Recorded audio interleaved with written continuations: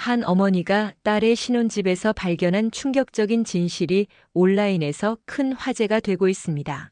사위의 이상한 행동을 의심한 60대 경화 씨가 몰래 조사를 시작했는데 그 결과 상상도 못한 거대한 사기 계획이 드러났다고 합니다. 더욱 놀라운 것은 딸이 어머니의 경고를 무시하며 사위를 끝까지 믿었다는 점인데요. 과연 이 가족에게 무슨 일이 벌어진 걸까요? 모성애와 딸에 대한 사랑으로 진실을 밝혀낸 한 어머니의 용기 있는 이야기를 지금부터 여러분께 전해드리겠습니다. 여기서 잠깐 더 많은 이야기와 재미있는 콘텐츠를 놓치지 않으시려면 지금 바로 구독과 알림 설정을 해주세요. 여러분의 관심이 저희 채널에게 큰 힘이 됩니다. 서윤아, 엄마 도착했어. 윤경화는 딸의 신혼집 앞에서 무거운 여행 가방을 끌며 숨을 고르고 있었습니다. 60대 후반의 나이에도 여전히 꼿꼿한 자세를 유지하고 있는 경화의 모습에서는 오랜 세월 혼자 딸을 키워온 강인함이 묻어났죠. 전직 교사였던 그녀는 항상 단정한 옷차림을 고수했고 오늘도 깔끔한 베이지색 재킷에 검은색 바지를 입고 있었습니다. 엄마, 정말 오셨네요. 현관문이 열리며 서윤이 반갑게 달려나왔습니다. 35살의 서윤은 흙 묻은 앞치마를 두르고 있었는데 도예 작업을 하다가 나온 듯 했어요. 어머니와 닮은 듯 다른 얼굴에는 자유분방한 예술가의 기질이 역력히 드러나 있었죠. 아이고, 우리 딸. 이렇게 급하게 나올 필요 없는데 그랬어. 경화는 딸을 꼭 안으며 마음 한편으로는 안도감을 느꼈습니다. 사실 이번 방문이 그녀에게는 꽤 큰 결심이었거든요. 딸이 결혼한 지 벌써 1년이 넘었지만 사위인 민호와는 아직까지 어색한 사이였으니까요. 민호는 어디 있니? 아, 민호 오빠는 회사 일로 조금 늦는데요. 오늘 중요한 미팅이 있다고 하더라고요. 서윤의 대답에 경화는 고개를 끄덕였지만 속으로는 약간의 아쉬움을 느꼈습니다. 사위가 바쁜 사람이라는 건 알고 있었지만 장모가 오는 날 정도는 일찍 들어올 수 있을 것 같았는데 말이죠. 집 안으로 들어서자 깔끔하게 정리된 거실이 눈에 들어왔어요. 모던한 가구들과 서윤이 직접 만든 도자기들이 조화롭게 배치되어 있었습니다.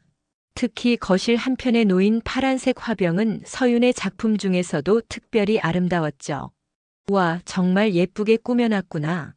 역시 우리 서윤이 솜씨가 좋아. 경화의 칭찬에 서윤은 환하게 웃었습니다. 어머니의 인정을 받는 것이 여전히 기쁜 일이었거든요. 엄마, 차 한 잔 드릴까요? 아니면 먼저 방에서 쉬시겠어요? 아니야, 차 한 잔 마시면서 이야기나 하자. 요즘 어떻게 지내는지 궁금했거든. 두 사람은 주방에서 차를 우려내며 자연스럽게 근황을 나누기 시작했습니다. 서윤은 최근 새로운 도자기 작품들을 만들고 있다며 신이 나서 이야기했고 경화는 딸의 작품 활동을 응원한다는 말을 건넸죠. 그런데 서윤아, 민호는 요즘 사업이 어때? 지난번에 말하던 그 투자 건은 어떻게 됐고? 경화의 질문에 서윤의 표정이 잠시 어두워졌습니다.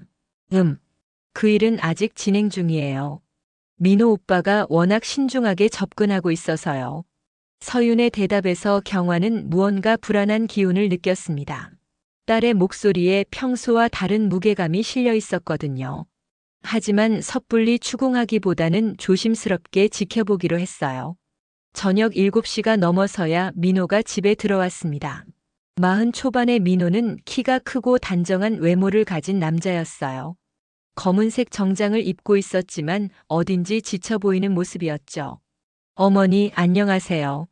늦어서 죄송합니다. 민호는 정중하게 인사를 건넸지만 경화는 그의 눈빛에서 진심이 느껴지지 않았습니다. 마치 의무적으로 하는 인사처럼 들렸거든요. 괜찮아요. 바쁘신 거 다 알고 있어요. 하지만 경화도 예의를 지키며 대답했습니다. 첫날부터 분위기를 어색하게 만들고 싶지 않았으니까요. 저녁 식사 시간에 세 사람은 서윤이 준비한 음식을 함께 나누었습니다. 서윤은 경화가 좋아하는 된장찌개와 생선구이를 정성스럽게 준비했고 민호도 나름대로 대화에 참여하려고 노력하는 듯 했어요. 어머니는 요즘 뭘 하고 지내세요? 별거 있나요? 동네 복지관에서 가끔 아이들 공부 봐주고 텃밭 일 좀 하고 그러며 지내죠. 아, 그러시는군요. 많이 바쁘실 것 같은데요. 민호의 말에는 관심보다는 형식적인 느낌이 강했습니다. 경화는 점점 이 사위와의 대화가 어색하다는 것을 깨달았어요. 식사 후 설거지를 하면서 서윤이 어머니에게 조심스럽게 말을 꺼냈습니다. 엄마, 민호 오빠가 조금 피곤해 보이죠? 요즘 사업 때문에 스트레스를 많이 받고 있어요. 그래? 무슨 일인데 그렇게 힘들어해? 투자 관련해서 복잡한 일들이 좀 있대요. 자세한 건 잘 모르겠지만요. 서윤의 답변에서 경화는 뭔가 석연치 않은 느낌을 받았습니다. 결혼한 부부가 사업 문제를 서로 공유하지 않는다는 게 이상했거든요. 그날 밤 경화는 게스트룸에 누워 잠을 이루지 못했습니다. 낮 동안 느꼈던 여러 가지 위화감들이 머릿속을 맴돌았어요. 민호의 어색한 태도, 서윤의 조심스러운 말투, 그리고 무언가 숨기고 있는 듯한 분위기까지. 혹시 자신이 너무 예민하게 생각하는 건 아닐까 하는 생각도 들었지만 오랜 세월 교사로 일하며 사람을 관찰해온 경험이 알려주고 있었습니다. 뭔가 평범하지 않은 일이 이 집에서 벌어지고 있다는 것을 말이죠. 다음 날 아침 경화는 평소 습관대로 일찍 일어났습니다. 6시 반이었는데 집안은 아직 조용했어요. 부엌으로 향하던 경화는 거실에서 들려오는 작은 소리에 발걸음을 멈췄습니다. 민호가 소파에 앉아 전화 통화를 하고 있었거든요. 목소리를 최대한 낮춰서 말하고 있었지만 경화의 귀에는 또렷하게 들렸습니다. 아니야, 아직 시간이 좀 더 필요해. 처가에서 온 게 문제가 되고 있다고. 네, 알겠습니다. 조금만 더 기다려주세요. 경화는 숨을 죽이고 귀를 기울였습니다. 민호의 목소리에는 다급함과 불안이 섞여 있었어요. 그 서류들은 안전한 곳에 보관해뒀으니까 걱정 마세요. 만약에 대비해서 플랜 B도 준비해놨고요. 통화가 끝나자 민호는 깊은 한숨을 쉬었습니다. 경화는 조용히 자리를 피해 부엌으로 갔지만 마음은 복잡했어요. 처가에서 온 게 문제라는 말이 계속 머릿속을 맴돌았거든요. 어머니, 일찍 일어나셨네요. 부엌에서 물을 마시고 있던 경화에게 민호가 다가왔습니다. 방금 전 통화할 때와는 전혀 다른 표정으로 웃고 있었어요. 나이 들면 잠이 없어져서요. 민호 씨도 일찍 일어나는군요. 네, 아침에 운동을 좀 하려고요.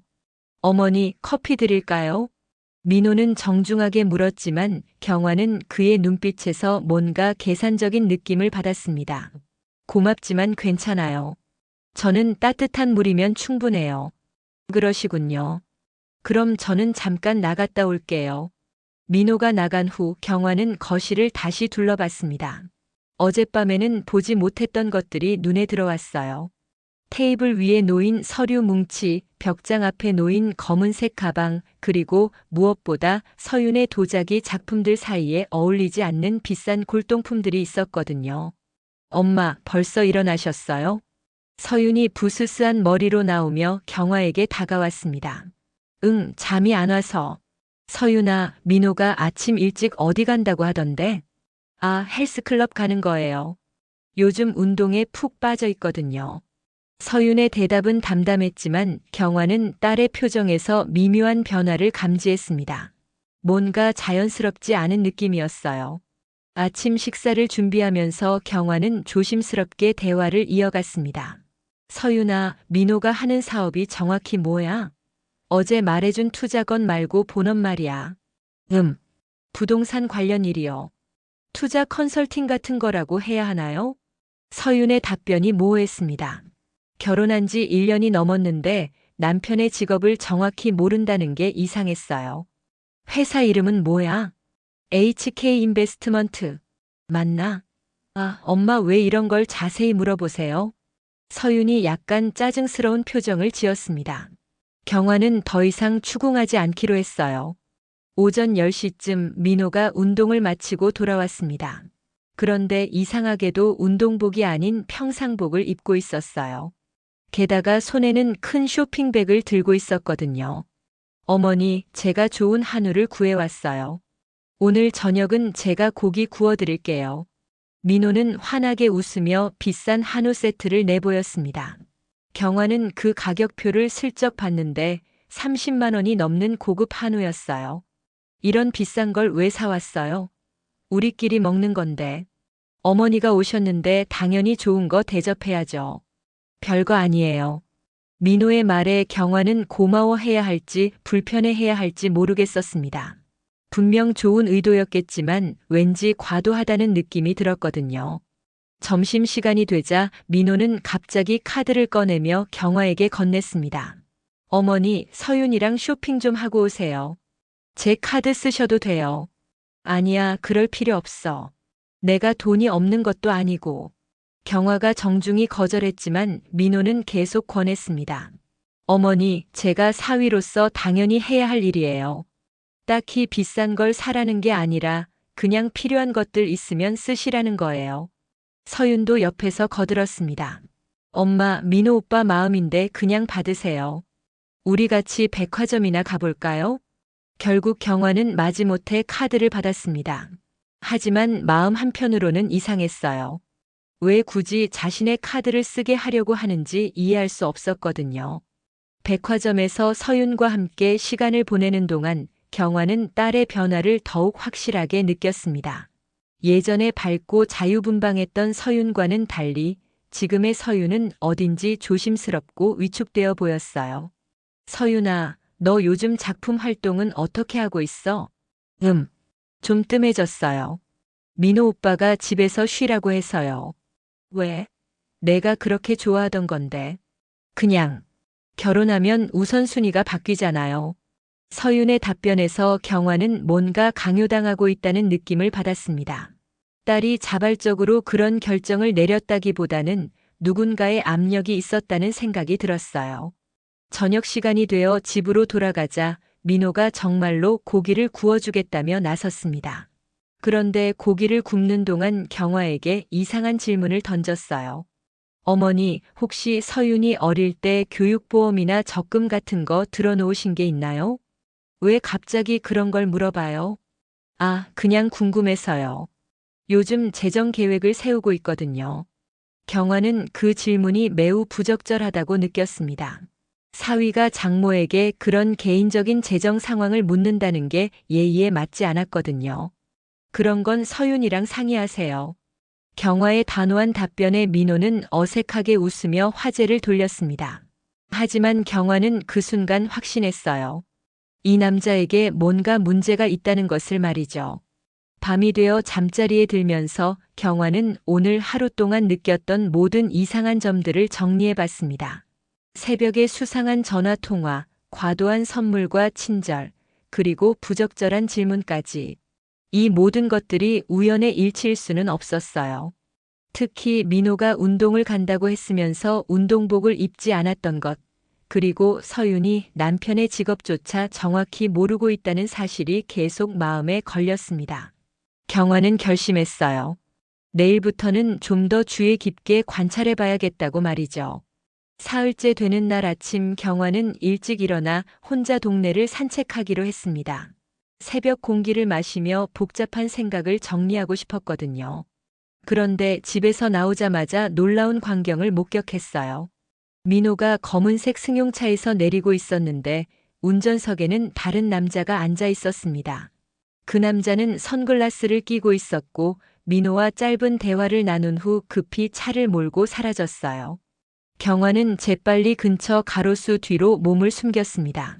민호는 주변을 둘러보더니 서둘러 집으로 들어갔죠. 이상했어요. 분명 어젯밤에는 집에 있었는데 언제 나갔다가 지금 들어오는 걸까요? 산책을 마치고 집으로 돌아온 경화는 민호가 평소와 다름없이 아침 준비를 하고 있는 모습을 봤습니다. 마치 방금 전 일은 없었던 것처럼 말이에요. 어머니, 산책 다녀오셨어요? 일찍 나가시던데요. 응, 공기가 좋더라. 민호 씨는 오늘도 일찍 나가세요? 네, 오늘 중요한 미팅이 있어서요. 민호의 대답에 경화는 고개를 끄덕였지만 속으로는 의심스러웠습니다. 그가 말하는 미팅이 정말 정상적인 사업 미팅일까요? 서윤이 일어난 후 경화는 딸과 단둘이 있을 기회를 만들었습니다. 민호가 회사에 간 사이 부엌에서 함께 점심을 준비하면서 말이에요. 서윤아, 민호 회사 동료들은 만나본 적 있어? 아직 그런 자리는 없었어요. 왜요? 그냥 궁금해서. 보통은 회사 사람들과 식사도 하고 그러잖아. 서윤은 잠시 생각하더니 고개를 저었습니다. 민호 오빠가 회사 일과 사생활은 분리하는 편이라고 해서요. 그래서 회사 사람들 얘기도 잘 안 해주고요. 이 말을 들은 경화는 더욱 이상하다고 느꼈어요. 아무리 일과 사생활을 분리한다고 해도 결혼한 지 1년이 넘도록 회사 사람 하나 소개하지 않는다는 게 정상적일까요? 그런데 서윤아, 민호가 집에 가져온 그 골동품들은 뭐야? 거실에 있는 것들 말이야. 아, 그거요? 민호 오빠가 투자용으로 사둔 거래요. 골동품도 좋은 투자처라고 하더라고요. 경화는 어제 봤던 그 골동품들을 다시 떠올렸습니다. 도자기 전문가인 서윤도 모르는 출처의 골동품들이었어요. 게다가 가격이 상당해 보였는데 과연 정당한 방법으로 구입한 것일까요? 점심 식사 후 경화는 혼자 거실에 앉아 있으면서 주변을 자세히 살펴봤습니다. 어제는 미처 보지 못했던 것들이 눈에 들어왔어요. 서재 책상 위에 놓인 여러 개의 휴대폰, 그리고 반쯤 열린 서랍에서 보이는 수상한 서류들까지. 그때 현관에서 열쇠 소리가 났습니다. 민호가 예상보다 일찍 들어온 것 같았어요. 경화는 재빨리 원래 자리로 돌아가 텔레비전을 보는 척했습니다. 어머니 계세요? 민호가 집 안으로 들어오며 불렀습니다. 그런데 그의 목소리에는 평소와 다른 긴장감이 섞여 있었어요. 응, 여기 있어요. 아, 계시는군요. 서윤이는 어디 갔어요? 마트에 장 보러 갔어요. 금방 올 거예요. 민호는 안도한 듯 숨을 쉬더니 서재로 향했습니다. 경화는 그의 뒷모습을 지켜보면서 뭔가 급한 일이 있는 것 같다고 느꼈어요. 서재에서 들려오는 소리를 들어보니 민호가 무언가를 정리하는 것 같았습니다. 서류를 뒤적이는 소리와 함께 작은 금고를 여는 소리도 들렸어요. 그때 경화의 휴대폰이 울렸습니다.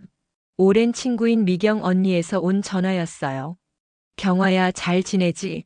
서윤이네 집에서 어떻게 지내고 있어? 언니, 나 좀 이상한 일이 있는 것 같아서. 경화는 조용한 목소리로 지난 며칠 동안 느꼈던 의심들을 미경에게 털어놨습니다. 새벽에 수상한 전화, 과도한 친절, 그리고 오늘 아침에 목격한 장면까지 모든 걸 말했어요. 그게 정말이야? 좀 이상하긴 하네. 그런데 경화야, 너 혹시 사위를 너무 의심하는 건 아닐까? 요즘 젊은 사람들은 우리 때와 다르게 사는 경우가 많잖아. 미경의 말에도 일리가 있었습니다. 하지만 경화는 자신의 직감을 믿고 싶었어요. 오랜 세월 교사로 일하면서 사람을 보는 눈을 키워왔는데 그 경험이 알려주고 있었거든요. 민호에게 뭔가 숨기고 있는 일이 있다는 것을 말이죠. 언니, 나 박형섭 아저씨 연락처 가지고 있지? 우리 동네에 사는 그 아저씨 말이야. 형섭이? 왜 갑자기 형섭이를? 그 아저씨가 예전에 사설 탐정 일을 했다고 했잖아. 혹시 도움을 받을 수 있을까 해서. 미경은 잠시 망설이더니 형섭의 전화번호를 알려줬습니다. 경화야, 그런데 너무 성급하게 행동하지는 마. 혹시라도 오해였다면 서윤이에게 미안한 일이 될 수도 있어. 알아, 언니. 조심스럽게 할게. 전화를 끊은 후 경화는 박형섭에게 전화를 걸었습니다. 70대의 형섭은 퇴직 전에 경찰서에서 일했고 퇴직 후에는 사설탐정 사무소를 운영했었어요. 형섭 아저씨, 저 윤경화예요. 아, 경화 씨. 오랜만이네요. 무슨 일이에요? 경화는 형섭에게도 자신의 상황을 설명했습니다. 형섭은 경화의 말을 주의 깊게 들었어요. 경화 씨가 느끼는 그 불안감이 근거 없는 건 아닐 수도 있겠네요. 특히 새벽에 누군가와 만나는 일이나 직업에 대해 명확하지 않은 부분들이 의심스럽긴 해요. 그럼 어떻게 해야 할까요? 일단 더 구체적인 증거가 필요해요. 민호 씨의 실명으로 사업자 등록이 되어 있는지, 실제로 그 회사가 존재하는지부터 확인해 봐야겠어요. 형섭은 경화에게 민호의 정확한 이름과 회사명을 알아내라고 조언했습니다. 그리고 가능하다면 민호의 행동 패턴을 더 자세히 관찰해 보라고도 했어요. 하지만 경화 씨, 절대 무리하지는 마세요. 혹시 정말 문제가 있는 사람이라면 위험할 수도 있거든요. 형섭의 경고에 경화는 긴장했지만 동시에 딸을 지켜야 한다는 결심도 더욱 확고해졌습니다. 그날 저녁 서윤이 돌아온 후 세 사람은 함께 저녁을 먹었습니다. 경화는 평소와 다름없이 행동하려고 노력했지만 민호를 바라보는 시선이 예전과는 달라져 있었어요. 어머니, 음식이 입에 안 맞으세요? 별로 드시지 않으시는 것 같은데요. 민호의 말에 경화는 깜짝 놀랐습니다. 자신이 너무 티를 내고 있었나 봐요. 아니에요, 맛있어요. 그냥 나이가 들어서 양이 줄었나 봐요. 그러시군요. 그런데 어머니, 언제까지 계실 예정이세요? 갑작스러운 질문에 경화는 당황했습니다. 마치 빨리 떠나기를 바라는 듯한 뉘앙스였거든요. 글쎄요, 아직 정하지 않았는데요. 아, 그냥 궁금해서 물어본 거예요. 편하게 계시면 돼요. 하지만 민호의 표정에서는 진심이 느껴지지 않았습니다. 오히려 불편해하는 기색이 역력했어요. 그날 밤 경화는 잠들기 전에 형섭과 다시 통화했습니다.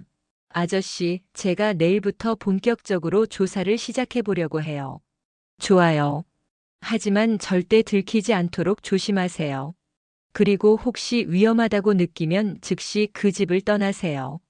경화는 형섭의 조언을 마음에 새기며 잠자리에 들었습니다. 내일부터는 더욱 주의 깊게 민호의 행동을 관찰해야겠다고 다짐하면서 말이에요. 나흘째 되는 날 경화는 평소보다 더 일찍 일어났습니다. 새벽 5시였는데 이번에는 의도적으로 민호의 행동을 관찰하기 위해서였어요.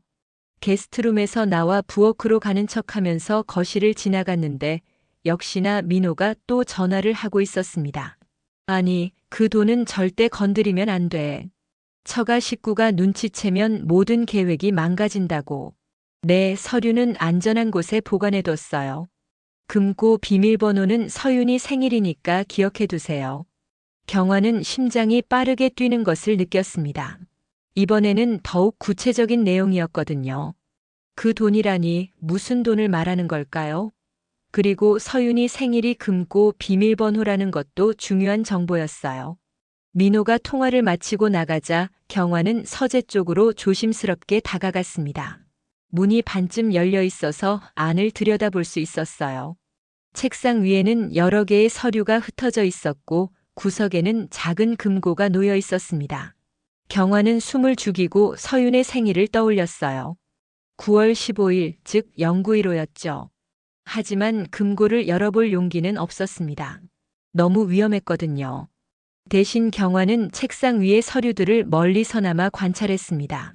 그 중에서 눈에 띄는 것이 있었어요. 도자기 갤러리 투자 설명서라는 제목의 서류였는데 서윤의 이름이 적혀 있는 것 같았거든요.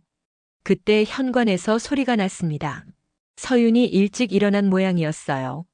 경화는 재빨리 부엌으로 피했습니다. 엄마, 벌써 일어나셨어요? 응, 잠이 안 와서. 서윤아, 너도 일찍 일어났네.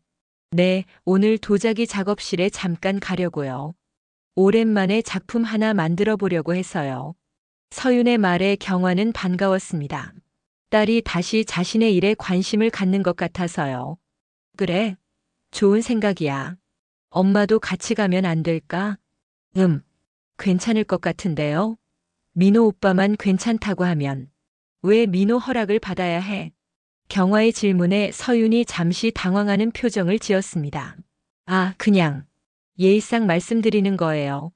하지만 경화는 딸의 대답에서 뭔가 강요받고 있다는 느낌을 다시 한번 받았어요. 민호가 회사에 간 후 모녀는 함께 서윤의 작업실로 향했습니다. 작업실은 집에서 차로 10분 정도 거리에 있는 작은 공간이었어요. 서윤이 결혼 전부터 사용하던 곳이었죠. 와, 정말 오랜만이네. 작업실에 들어선 서윤은 감회 깊은 표정을 지었습니다. 먼지가 쌓인 물레와 도구들을 보며 아쉬워하는 것 같았어요. 서윤아, 왜 이렇게 오랫동안 안 왔어? 민호 오빠가 집안일에 집중하라고 해서요. 결혼하면 우선순위가 바뀐다고. 경화는 점점 확신이 들었습니다. 민호가 의도적으로 서윤의 활동을 제한하고 있다는 것을 말이에요. 작업실에서 몇 시간을 보낸 후 집으로 돌아가는 길에 경화는 중요한 결정을 내렸습니다. 오늘 밤에 반드시 그 금고를 열어보기로 한 것이죠. 저녁 시간 민호가 돌아와서 세 사람이 함께 식사를 했습니다. 평소와 다름없어 보였지만 경화는 민호의 표정에서 무언가 조급해하는 기색을 느꼈어요. 어머니, 서윤이랑 오늘 어디 다녀오셨다고 들었는데요. 응, 서윤이 작업실에 가더라고요. 오랜만에 도자기 만드는 모습을 봤어요. 아, 그러셨군요. 민호의 대답은 담담했지만 경화는 그의 눈빛에서 불편함을 읽을 수 있었습니다. 서윤아, 앞으로 작업실 자주 가려고? 민호가 서윤에게 물었습니다. 질문 자체는 평범했지만 톤에는 견제하는 느낌이 들어 있었어요. 가끔씩만요. 집안일이 우선이니까요. 서윤의 답변에서 경화는 딸이 눈치를 보고 있다는 것을 확실히 느꼈습니다. 밤 11시가 넘어서야 집안이 조용해졌습니다. 민호와 서윤이 모두 잠든 것을 확인한 경화는 조심스럽게 방에서 나왔어요. 심장이 빠르게 뛰었지만 진실을 알아야 한다는 생각이 더 컸습니다. 서재 문을 살짝 열고 들어간 경화는 작은 손전등을 켜고 금고를 찾았습니다. 생각보다 작은 크기였지만 비밀번호를 입력하는 장치가 달려 있었어요. 경화는 떨리는 손으로 0915를 입력했습니다. 찰칵 금고가 열렸어요. 안에는 여러 가지 서류와 현금 그리고 작은 장부가 들어 있었습니다. 첫 번째로 꺼낸 서류는 도자기 갤러리 투자 계약서였습니다. 놀랍게도 서윤의 이름으로 되어 있었고 투자 금액은 3억 원이었어요. 그런데 서윤이 그런 돈을 어디서 구했을까요? 두 번째 서류는 더욱 충격적이었습니다. 서윤 명의의 대출 신청서였는데 금액이 5억 원이었거든요. 그것도 서윤의 서명이 있었지만 필체가 미묘하게 달라 보였어요. 세 번째로 나온 장부에는 여러 사람들의 이름과 금액이 적혀 있었습니다. 마치 투자자 명단 같았는데 상당한 금액들이 기록되어 있었어요. 그리고 마지막 페이지에는 무서운 내용이 적혀 있었습니다. 계획 일정 투자금 회수 후 해외 이주, 서윤 설득 또는 강제 동반. 경화는 숨이 막히는 것 같았습니다. 민호가 서윤을 이용해서 사기를 치고 있었고 심지어 강제로 해외로 데려갈 계획까지 세우고 있었던 거예요. 그때 복도에서 발소리가 들렸습니다. 경화는 재빨리 서류들을 원래 자리에 넣고 금고를 닫았어요. 그리고 조용히 서재에서 나와 자신의 방으로 돌아갔습니다. 방에 누워서도 경화는 잠을 이룰 수 없었습니다. 방금 본 것들이 너무 충격적이었거든요. 민호는 단순한 사기꾼이 아니라 딸의 인생을 완전히 망치려는 악인이었어요. 경화는 즉시 형섭에게 문자를 보냈습니다. 아저씨, 결정적인 증거를 찾았어요. 내일 아침에 만나서 얘기해도 될까요? 얼마 지나지 않아 형섭에게서 답장이 왔습니다. 알겠어요. 내일 오전 9시에 동네 카페에서 만나죠. 조심하세요. 경화는 휴대폰을 내려놓고 천장을 바라봤습니다. 이제 정말로 행동에 나서야 할 때가 온 것 같았어요. 딸을 구하기 위해서는 더 이상 망설일 수 없었습니다. 하지만 한편으로는 두려웠어요. 서윤이 자신의 말을 믿어줄까요? 아니면 엄마가 민호를 모함한다고 생각할까요? 그동안 쌓인 모녀 간의 갈등을 생각하면 서윤이 민호의 편을 들 가능성도 있었거든요. 경화는 깊은 한숨을 쉬며 눈을 감았습니다. 내일부터는 정말로 힘든 싸움이 시작될 것 같았어요. 다음 날 아침 9시 경화는 동네 카페에서 형섭을 만났습니다. 평소보다 일찍 나온다고 서윤에게는 산책을 간다고 말해뒀어요. 형섭 아저씨, 정말 큰일이에요. 경화는 어젯밤에 발견한 모든 것을 형섭에게 자세히 설명했습니다. 도자기 갤러리 투자 사기, 서윤 명의의 거액 대출, 그리고 해외 도주 계획까지 모든 걸 말했어요. 이건 정말 심각한 문제네요. 단순한 사기가 아니라 조직적인 범죄일 가능성이 높아요. 형섭의 표정이 심각해졌습니다. 경화 씨, 이제 경찰에 신고해야 할 시점인 것 같아요. 하지만 그 전에 서윤 씨한테 진실을 알려야겠죠. 그게 문제예요. 서윤이가 제 말을 믿을까요? 요즘 민호 편을 많이 드는 것 같아서. 경화의 걱정에 형섭이 고개를 끄덕였습니다. 그래도 해야 해요. 딸을 구하려면 말이죠. 제가 도와드릴게요. 혹시 모르니까 증거 사진도 찍어두시고요. 형섭은 경화에게 휴대폰으로 서류들을 촬영하라고 조언했습니다. 그리고 만약의 사태에 대비해서 자신의 연락처를 서윤에게도 알려두라고 했어요. 집으로 돌아온 경화는 평소와 다름없이 행동하려고 노력했습니다. 하지만 마음은 무겁기만 했어요. 오늘 안에 서윤에게 모든 걸 말해야 했거든요. 점심시간이 되자 민호가 갑자기 일찍 들어왔습니다. 그런데 평소와는 달리 표정이 어두웠어요. 서윤아, 잠깐 얘기 좀 하자. 민호가 서윤을 부르더니 서재로 데려갔습니다. 경화는 거실에 앉아 있으면서 그들의 대화를 들으려고 했지만 목소리가 너무 작아서 잘 들리지 않았어요. 10분 정도 후에 서윤이 서재에서 나왔는데 얼굴이 창백했습니다. 서윤아, 무슨 일이야? 경화가 걱정스럽게 물었지만 서윤은 대답하지 않고 자신의 방으로 들어가 버렸어요. 저녁 식사 시간에도 분위기는 어색했습니다. 민호는 평소보다 말이 없었고 서윤은 계속 시계를 보면서 불안해하는 것 같았어요. 무슨 일 있어? 분위기가 이상한데. 경화가 물어보자 민호가 대답했습니다. 별일 아니에요, 어머니. 그냥 사업상 좀 복잡한 일이 있어서요. 하지만 경화는 그 말을 믿을 수 없었습니다. 분명 뭔가 급한 일이 벌어진 것 같았거든요. 밤 9시쯤 민호가 급히 나간다고 했습니다. 중요한 미팅이 있어서 늦게 들어올 것 같아요. 어머니, 먼저 주무세요. 민호가 나간 후 경화는 이때가 기회라고 생각했습니다. 서윤과 단둘이 진지한 대화를 나눌 수 있는 시간이었거든요. 서윤아, 엄마랑 얘기 좀 하자.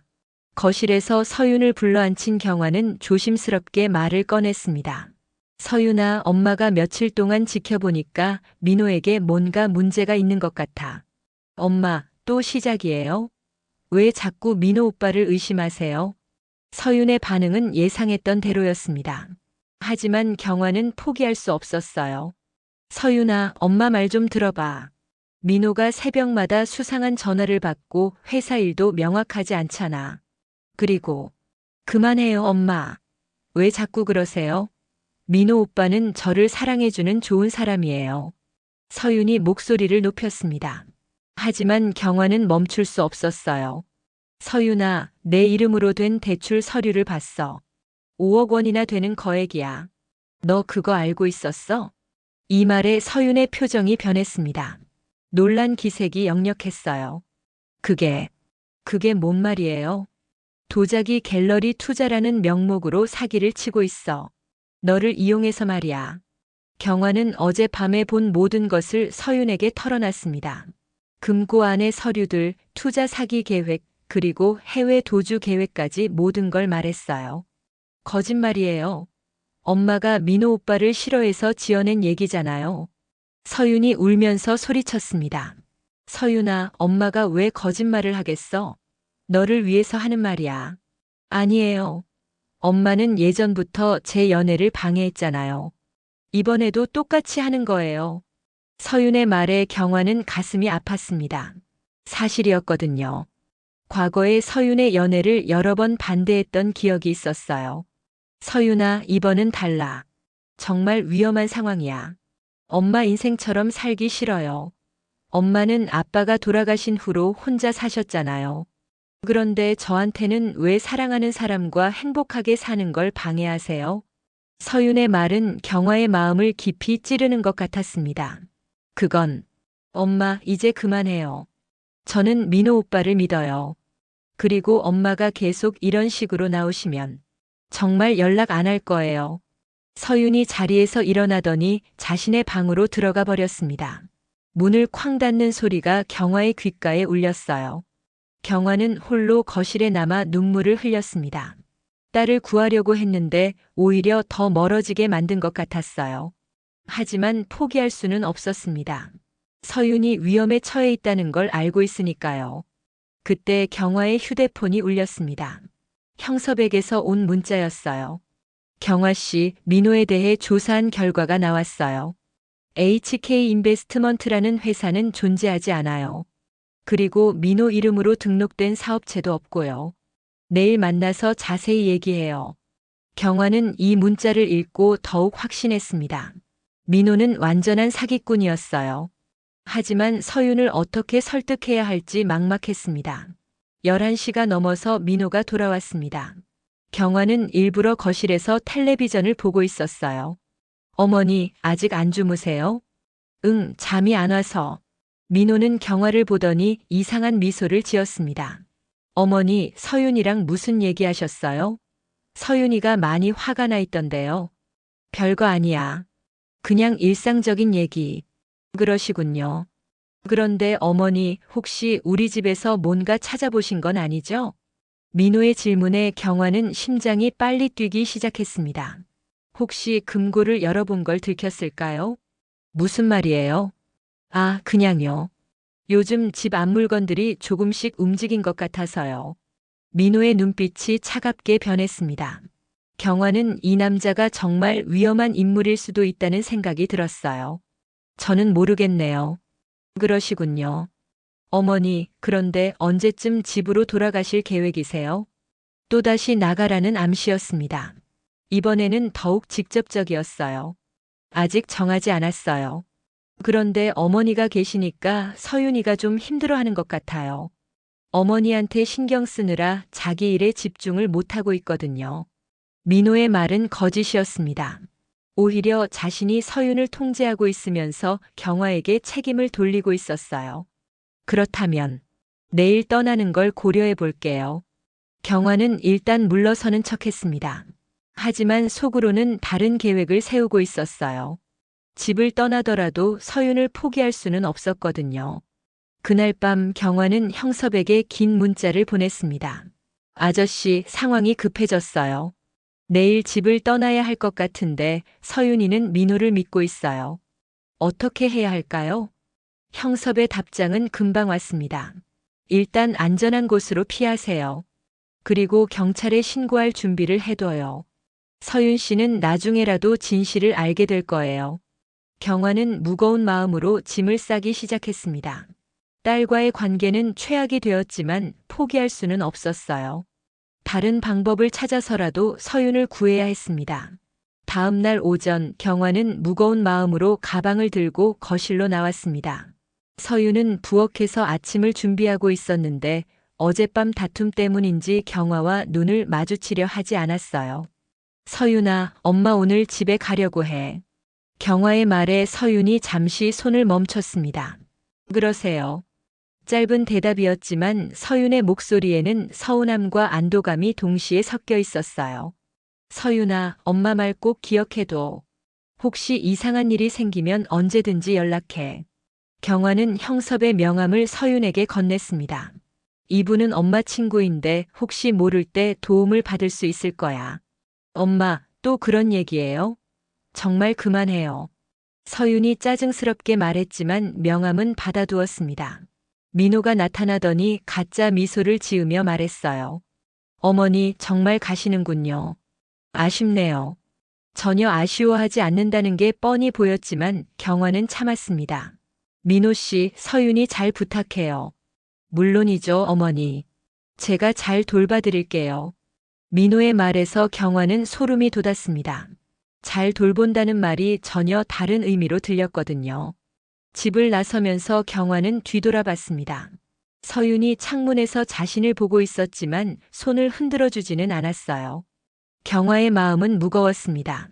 형섭과 약속한 카페에 도착한 경화는 모든 상황을 설명했습니다. 형섭 아저씨, 이제 어떻게 해야 할까요? 서윤이는 제 말을 전혀 믿지 않아요. 경화 씨, 일단 경찰에 신고부터 해야 해요. 제가 조사한 결과 민호라는 사람의 정체가 더욱 의심스러워졌거든요. 형섭은 조사 결과를 경화에게 보여줬습니다. 민호의 실명은 정민호가 맞지만 과거에 사기 전과가 2번이나 있어요. 그리고 최근 1년 동안 여러 명의 피해자들이 비슷한 수법으로 당했다는 신고가 들어왔고요. 경화는 충격을 받았습니다. 민호가 상습적인 사기꾼이었다니요. 더 심각한 건 이전 피해자 중에 한 명이 민호와 결혼했다가 실종된 여성이 있다는 거예요. 실종이요? 네, 작년에 민호와 결혼한 김미영이라는 여성인데 결혼 3개월 후에 갑자기 연락이 끊어졌어요. 가족들이 찾고 있지만 아직 발견되지 않았고요. 경화는 온몸이 차갑게 식는 것을 느꼈습니다. 서윤이 정말 위험한 상황에 처해 있었던 거예요. 그럼 지금 당장 경찰서에 가야겠어요. 네, 그게 좋겠어요. 제가 아는 형사가 있으니까 함께 가죠. 두 사람은 즉시 경찰서로 향했습니다. 형섭이 소개해준 박 형사는 경화의 이야기를 주의 깊게 들었어요. 증거가 꽤 구체적이네요. 금고 안의 서류들과 장부 그리고 이전 범죄 기록까지 감안하면 충분히 수사할 가치가 있습니다. 박 형사는 즉시 수사팀을 꾸려서 민호에 대한 조사에 착수하기로 했습니다. 하지만 현재 피해자인 서윤 씨가 협조하지 않으면 어려운 점이 많을 것 같은데요. 서윤이는 아직 민호를 믿고 있어요. 어떻게 하면 좋을까요? 일단 저희가 확실한 증거를 수집한 다음에 설득해 보는 게 좋겠습니다. 그 전에 서윤 씨가 더 큰 피해를 당하지 않도록 주의 깊게 지켜봐야 하고요. 경찰서를 나온 경화는 불안한 마음을 달래기 어려웠습니다. 서윤이 혼자 민호와 있다는 생각만으로도 무서웠거든요. 그날 오후 경화는 자신의 집에 돌아왔지만 마음이 편하지 않았어요. 계속 서윤 생각만 났습니다. 결국 서윤에게 전화를 걸어봤지만 받지 않았어요. 저녁 시간이 되어서도 서윤에게서 연락이 없자 경화는 더욱 불안해졌습니다. 그때 형섭에게서 전화가 왔어요. 경화 씨, 좋은 소식이 있어요. 경찰에서 민호의 계좌를 조사한 결과 의심스러운 거래 내역들이 대량으로 발견됐어요. 정말요? 네, 그리고 도자기 갤러리 투자 사기와 관련된 다른 피해자들도 찾아냈고요. 내일이면 구속영장이 신청될 것 같아요. 경화는 안도했지만 동시에 걱정도 됐습니다. 민호가 체포되기 전에 서윤에게 해를 끼치지 않을까 하는 생각 때문이었어요. 형섭 아저씨, 혹시 서윤이 집 근처에서 지켜볼 수 있을까요? 뭔가 이상한 일이 벌어질까봐 걱정돼요. 좋은 생각이에요. 제가 지금 가서 살펴볼게요. 형섭은 즉시 서윤의 집 근처로 향했습니다. 그리고 1시간 후에 경화에게 전화를 걸었어요. 경화 씨, 이상한 일이 벌어지고 있어요. 집 앞에 이삿짐 차량이 와 있어요. 이삿짐 차량이요? 네, 그리고 민호가 서윤이랑 함께 짐을 나르고 있는 것 같아요. 서윤이 표정이 좋지 않아 보이고요. 경화는 심장이 빨리 뛰기 시작했습니다. 민호가 계획을 앞당겨서 서윤을 데리고 도망가려는 것 같았어요. 아저씨, 지금 당장 경찰에 신고해 주세요. 그리고 저도 지금 가겠어요. 너무 위험해요, 경화 씨. 혼자 가시면 안 돼요. 괜찮아요. 딸을 그냥 둘 수는 없어요. 경화는 택시를 타고 서윤의 집으로 향했습니다. 가는 동안 계속 서윤에게 전화를 걸었지만 여전히 받지 않았어요. 집 근처에 도착한 경화는 정말로 이삿짐 차량이 와 있는 것을 확인했습니다. 그리고 민호가 서윤의 팔을 잡고 뭔가를 강요하는 듯한 모습도 봤어요. 경화는 더 이상 참을 수 없었습니다.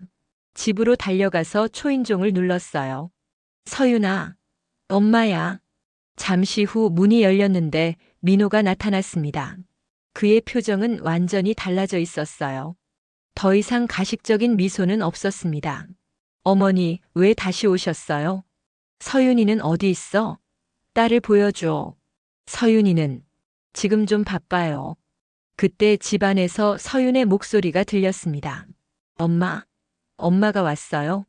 서윤의 목소리에는 두려움이 섞여 있었어요. 경화는 민호를 밀치고 집 안으로 들어갔습니다. 거실에는 짐들이 어지럽게 쌓여 있었고 서윤은 구석에 앉아 있었는데 얼굴이 창백했어요. 서윤아, 괜찮아? 엄마, 제가 틀렸어요. 엄마 말이 맞았어요. 서윤이 눈물을 흘리며 말했습니다. 그제야 경화는 상황을 이해했어요. 서윤이 민호의 정체를 깨달은 것 같았습니다. 서윤아, 이제 괜찮아. 엄마가 왔으니까. 하지만 민호가 갑자기 문을 잠그더니 위협적인 표정을 지었습니다. 이제 와서 뭘 어떻게 하겠다는 거예요? 이미 모든 계획이 진행됐는데. 경화는 민호의 변한 모습에 소름이 돋았습니다. 이제 더 이상 가면을 쓰지 않는 그의 진짜 모습이었어요. 민호 씨, 그만해요. 이제 모든 게 다 들통났어요. 경화는 최대한 침착하게 말했지만 심장은 빠르게 뛰고 있었습니다. 민호의 표정에서 더 이상 숨길 것이 없다는 듯한 위험한 기운이 느껴졌거든요. 들통났다고요? 뭐가 들통났다는 거죠? 민호가 비웃으며 말했습니다. 그의 목소리에는 이전의 정중함은 온데간데 없이 사라져 있었어요. 경찰이 이미 당신을 수사하고 있어요. 과거 범죄 기록도 다 확인했고 도자기 갤러리 투자 사기건도 모두 밝혀졌어요. 경화의 말에 민호의 얼굴이 순간 굳어졌습니다. 어떻게 그걸 알았죠? 당신이 금고에 보관해둔 서류들을 봤어요. 서윤이 명의로 된 대출 신청서와 해외 도주 계획까지 모두요. 이 말을 들은 서윤이 충격받은 표정으로 민호를 바라봤습니다. 민호 오빠, 그게 정말이에요? 제 명의로 대출을 받으셨다고요? 서윤아, 그건. 민호가 변명하려 했지만 서윤이 먼저 말을 끊었습니다. 오늘 오전에 은행에서 전화 왔어요. 제 명의로 신청된 5억 원 대출건에 대해서요. 그때는 실수인 줄 알았는데 서윤의 목소리가 떨리고 있었어요. 그제야 모든 상황을 이해하게 된 것 같았습니다. 그리고 도자기 갤러리 투자라고 하셨잖아요. 제가 직접 확인해 봤는데 그런 갤러리는 존재하지도 않더라고요. 민호는 더 이상 변명할 수 없다는 걸 깨달았는지 갑자기 태도를 바꿨습니다. 좋아요. 이제 와서 숨길 것도 없네요. 맞아요. 다 계획된 일이었어요. 민호의 고백에 서윤이 더욱 창백해졌습니다. 왜 저한테 이런 짓을 하셨어요? 왜냐고요? 돈 때문이죠. 당신 같은 순진한 여자들이 제일 이용하기 쉬워요. 민호의 말에 경화는 분노가 치밀어 올랐습니다. 이 나쁜 놈아. 우리 딸을 어떻게 이용할 수 있어? 어머니도 참 끈질기시네요. 그냥 집에 가만히 계시면 될 것을 굳이 여기까지 와서. 그때 민호가 갑자기 서윤의 팔을 잡았습니다. 어차피 이렇게 된 김에 계획을 바꿔야겠네요. 서윤이는 저와 함께 가야 해요. 안 돼요. 손 놔요. 서윤이 뿌리치려 했지만 민호의 힘이 더 셌습니다. 조용히 해요. 지금까지 투자받은 돈이 15억이 넘어요. 그 돈을 그냥 포기할 수는 없어요. 15억이요? 경화는 그 엄청난 금액에 놀랐습니다. 네, 서윤이 명의로 받은 돈도 있고 도자기 갤러리 투자라는 명목으로 여러 사람들에게서 받은 돈도 있어요. 이 모든 게 서윤이가 있어야 가능했던 일이죠. 민호는 이제 완전히 본색을 드러내고 있었습니다. 서윤이의 도예가 경력과 깨끗한 이미지가 투자자들을 속이는데 아주 유용했거든요. 당신, 정말 악마 같은 인간이네요. 경화가 분노로 떨면서 말했습니다. 그때 갑자기 현관에서 큰 소리가 났습니다. 경찰입니다. 문 열어주세요. 형섭이 신고한 덕분에 경찰이 도착한 것 같았어요. 민호의 얼굴이 급변했습니다. 이런, 벌써 왔네요. 민호는 서윤의 손목을 더 세게 잡으면서 뒤쪽 창문 쪽으로 끌고 가려 했습니다. 서윤이는 저와 함께 가야 해요. 인질로라도 데려가야겠네요. 안 돼요. 딸을 놔줘요. 경화가 민호에게 달려들었습니다. 하지만 60대 후반의 경화로서는 힘에서 상대가 되지 않았어요. 엄마. 서윤이 경화를 걱정하며 소리쳤습니다. 그때 현관문이 부서지는 소리와 함께 경찰들이 들이닥쳤어요. 손을 들어요. 정민호 씨 도자기 갤러리 투자 사기 및 문서 위조 혐의로 체포합니다. 박 형사를 포함한 수사관들이 집 안으로 들어왔습니다. 민호는 마지막 발악을 하려 했지만 이미 늦었어요. 경찰들에게 둘러싸인 상황에서 더 이상 저항할 수 없었습니다. 놔줘요. 아직 끝나지 않았어요. 민호가 소리치며 체포되는 순간 서윤이 경화에게 달려와 안겼습니다. 엄마, 정말 미안해요. 제가 너무 어리석었어요. 괜찮아, 서윤아. 이제 모든 게 끝났어. 경화는 딸을 꼭 안으며 안도의 눈물을 흘렸습니다. 박 형사가 다가와서 말했습니다. 윤경아 씨, 형섭 씨 덕분에 적절한 시점에 개입할 수 있었습니다. 조금만 늦었다면 정말 위험한 상황이 될 뻔했어요. 감사합니다. 그런데 피해 회복은 가능할까요? 대부분의 돈은 아직 계좌에 남아 있어서 회수 가능할 것 같습니다. 다만 법적 절차가 복잡하긴 하겠지만요. 형섭도 뒤늦게 도착해서 경화와 서윤의 안전을 확인했습니다. 정말 다행이에요. 더 큰 일이 날 뻔했네요. 민호가 연행되면서 마지막으로 서윤에게 소리쳤습니다. 서윤아, 내 엄마가 너한테 집착한 대가를 치르게 될 거야. 이게 끝이 아니야. 하지만 서윤은 더 이상 민호의 말에 흔들리지 않았습니다. 진실을 깨달은 이상 그의 위협은 공허한 울림일 뿐이었거든요. 엄마 정말 죄송해요. 엄마가 그렇게 말했는데도 믿지 않았어요. 서윤아, 엄마도 미안해. 예전에 내 연애를 너무 많이 방해해서 이번에도 의심받을 만했어. 모녀는 서로를 이해하며 화해의 첫걸음을 내디뎠습니다. 경찰 조사가 끝난 후 경화와 서윤은 형섭과 함께 카페에 앉아 모든 상황을 정리했습니다.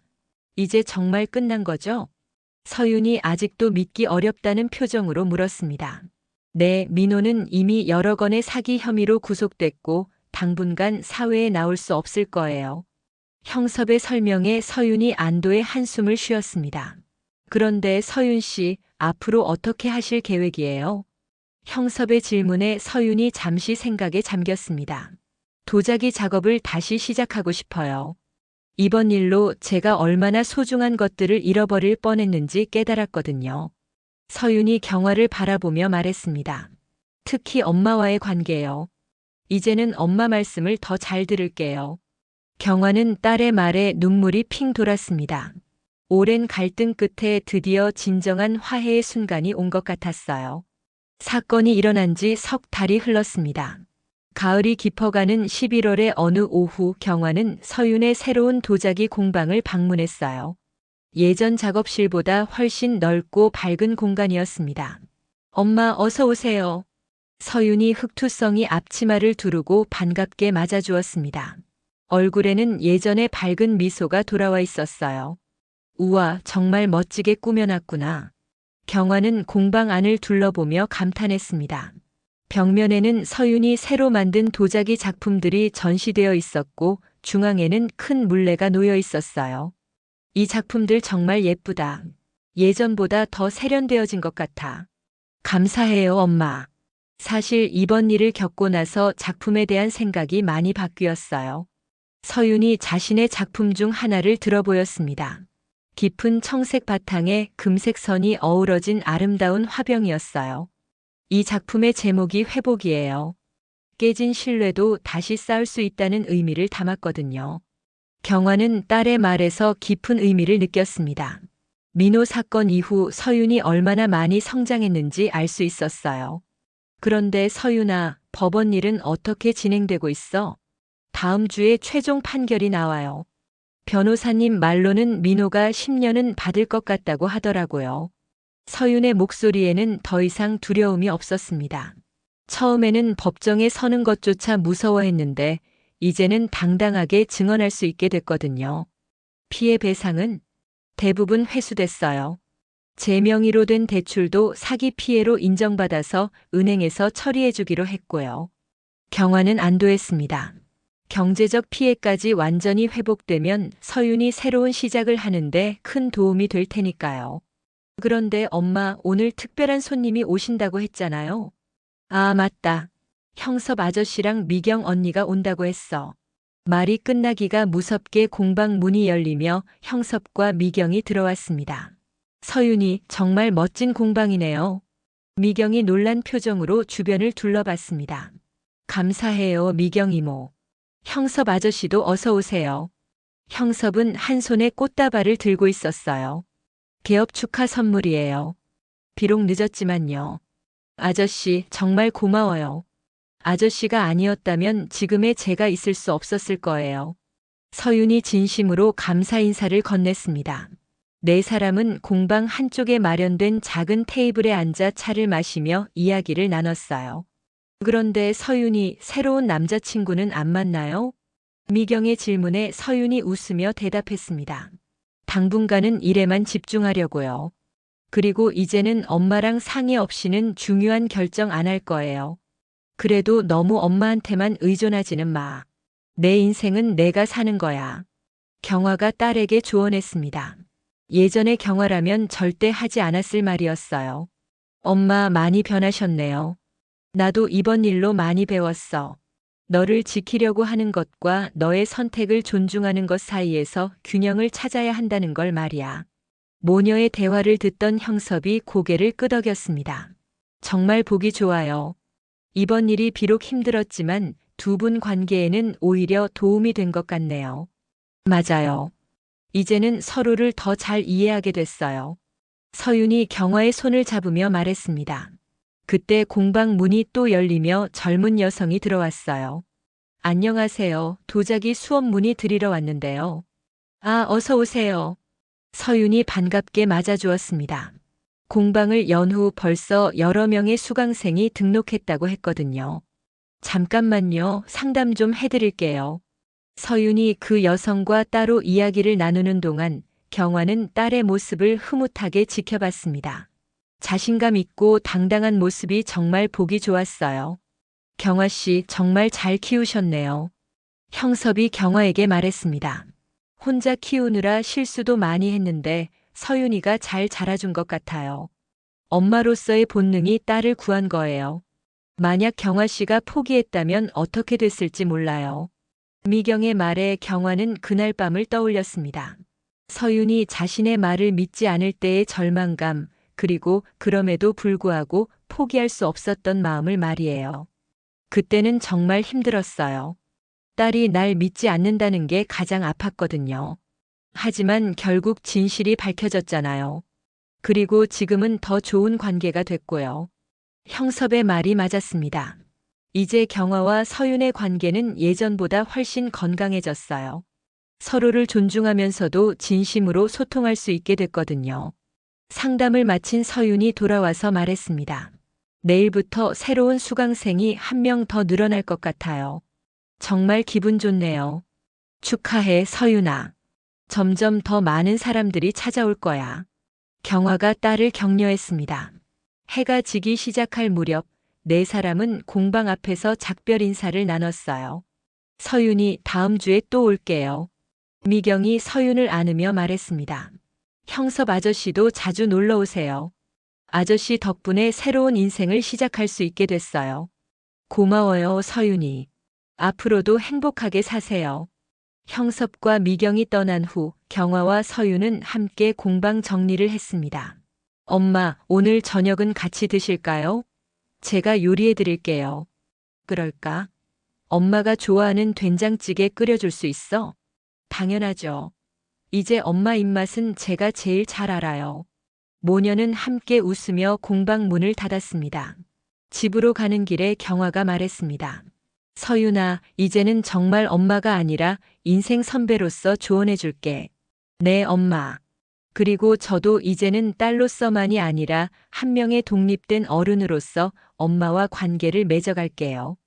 두 사람의 약속은 단순했지만 깊은 의미가 담겨 있었어요. 서로를 존중하면서도 사랑하는 새로운 관계의 시작이었거든요. 몇 달 후 서윤의 공방에서는 첫 번째 개인전이 열렸습니다. 전시회 제목은 다시 피어나는 꽃이었어요. 경화는 딸의 작품들을 보며 눈물이 핑 돌았습니다. 각각의 작품에는 서윤이 겪었던 아픔과 회복의 과정이 고스란히 담겨 있었거든요. 마지막 작품 앞에서 경화는 오랫동안 서 있었습니다. 그 작품의 제목은 엄마와 딸이었는데 두 개의 찻잔이 나란히 놓인 모습을 형상화한 것이었어요. 완전히 같지는 않지만 서로를 보완하는 아름다운 조화를 이루고 있었습니다. 엄마 어떠세요? 서윤이 경화 옆에 와서 물었습니다. 정말 아름다워. 우리 관계를 이렇게 예쁘게 표현해 주다니.